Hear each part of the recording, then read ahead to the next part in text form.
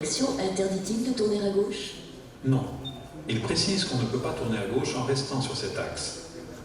Pour ne pas être une gêne pour les autres usagers, on doit d'abord sortir à droite pour ensuite s'arrêter un stop avant de traverser la chaussée principale. Cette formation vient à point nommé dans la mesure où notre département de Pointe-Noire connaît depuis un certain moment un taux élevé d'accidents. Lancé le 17 juillet dernier par le secrétaire général du département de Pointe-Noire, Jean-Pascal Koumba, la première phase de la formation gratuite des 1000 jeunes en conduite intelligente est entrée dans sa phase pratique le 5 septembre. Vous voyez que le processus de la formation, comme on l'avait déjà dit,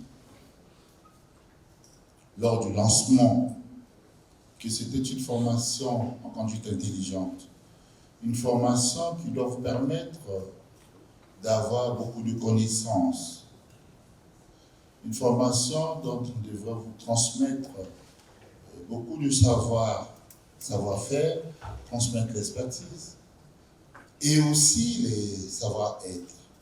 Nous sommes en train de travailler pour créer les conditions de sorte à ce que demain, si les sociétés ou les autorités ont besoin des chauffeurs, ils devaient les puiser là où les gens étaient formés en conduite intelligente, parce qu'ils auront en même temps des certificats qui attestent qu'ils ont la qualification.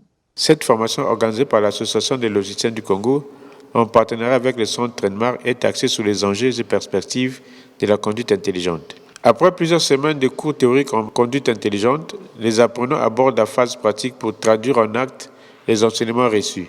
Pour le président de l'Association des logiciens du Congo, LC, cette phase pratique de la formation gratuite des jeunes rentre dans le cadre d'une alternative sociale d'accompagnement et d'opérationnalisation du mot d'ordre du chef de l'État qui décrète 2024 l'année de la jeunesse. Aujourd'hui, nous avons lancé la formation au niveau de toutes les questions liées à la sûreté, sécurité et sécurisme, mais cela suivi de la connaissance du véhicule sur le terrain.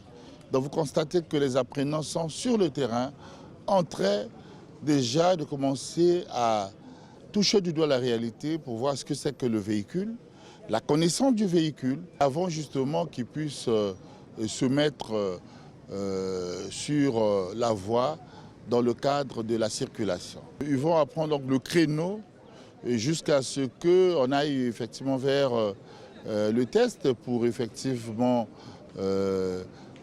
l'examen du permis de conduire. Et cette fois-ci, ça se fera toujours avec la Direction générale du transport terrestre.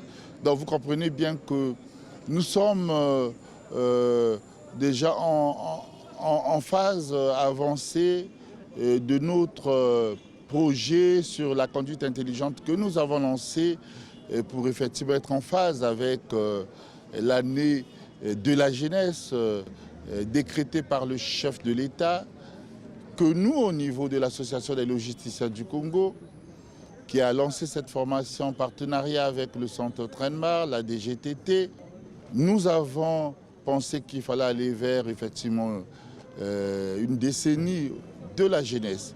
Et donc vous comprenez que la réalité est là et nous sommes en train de poursuivre normalement la formation des jeunes, cette formation qui va beaucoup plus de manière concrète où les apprenants doivent toucher du doigt la réalité et pour que demain nous puissions nous retrouver avec des conducteurs intelligents pour effectivement bien se préparer pour que au niveau de la circulation routière au niveau urbain et interurbain, que l'on ait des conducteurs qui ont la connaissance de la route pour éviter beaucoup d'accidents et se préparer aussi à affronter la zone de libre-échange continentale qui est la ZCAF qui arrive.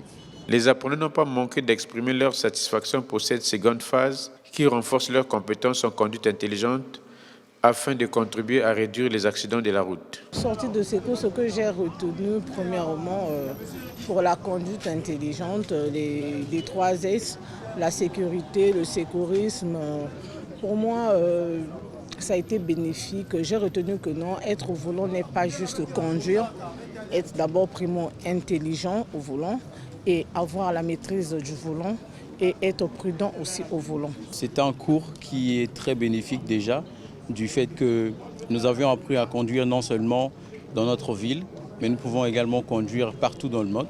Ça fait de moi un conducteur international en un mot. Et j'en sors très satisfait. Les apprenants ont aussi dit leur reconnaissance au président de l'ALC, tout en rassurant leur disponibilité à cette phase pratique pour mieux défendre cette profession sur le terrain pour le bien de tous.